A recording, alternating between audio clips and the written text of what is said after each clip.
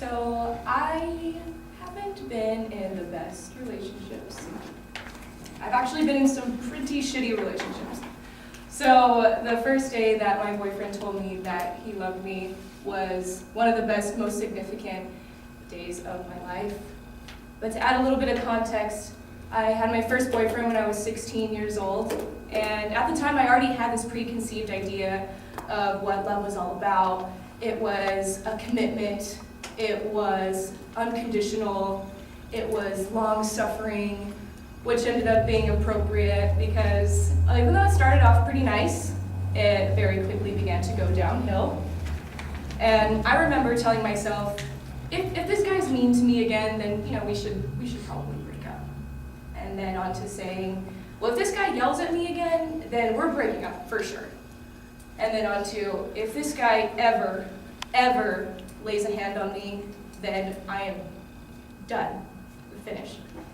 And then, So for the next 2 years, I was in this relationship, partially because of this preconceived idea of what love was, this really unhealthy idea of this commitment, this committed relationship, and also because I was plain horrified. I felt trapped.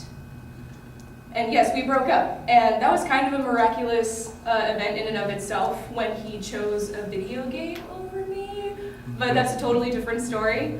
But thank God for World of Warcraft. So, but next time I got into a relationship, I knew that I had gotten the last one totally wrong. So not only was this time going to be different, but it was going to be it. And this guy was artistic and passionate and mysterious.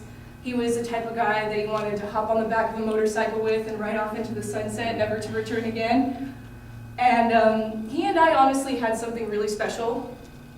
And even though he left me several times for different girls, he always came back to me because they simply were not me.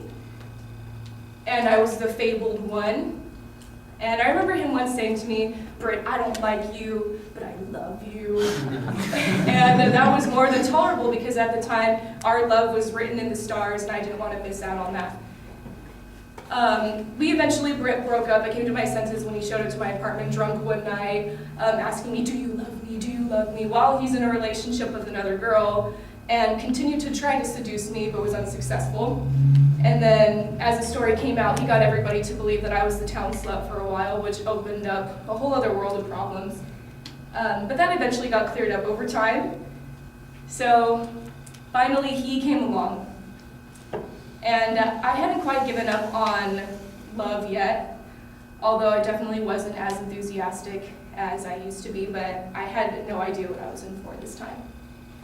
I remember having a conversation with him one night when we were just friends, and I said to him, if Prince Charming were sitting right in front of me, I wouldn't look twice at him, because he'd just be too easy to love.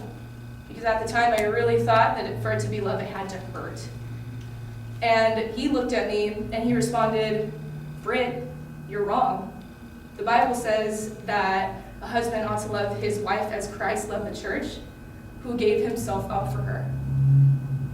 Which totally wrecked me because I had read this verse plenty of times and I never really felt the weight of it until that moment.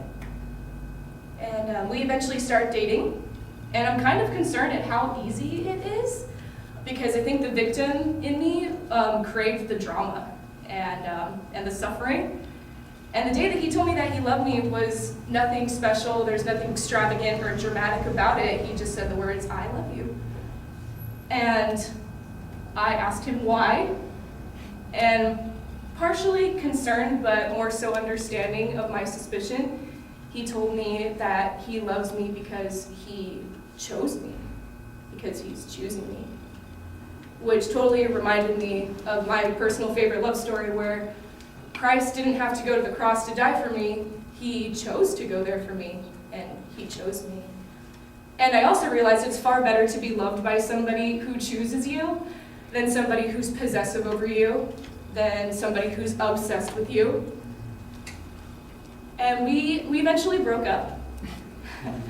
But that's okay, because even though he simply chose to stop loving me, somebody in the future is going to choose me again, and they're going to keep choosing me, and they're going to keep choosing me, And the point of this story isn't to say that I found my Prince Charming and that we lived happily ever after, but more so that I learned that much more about what love is according to the gospel.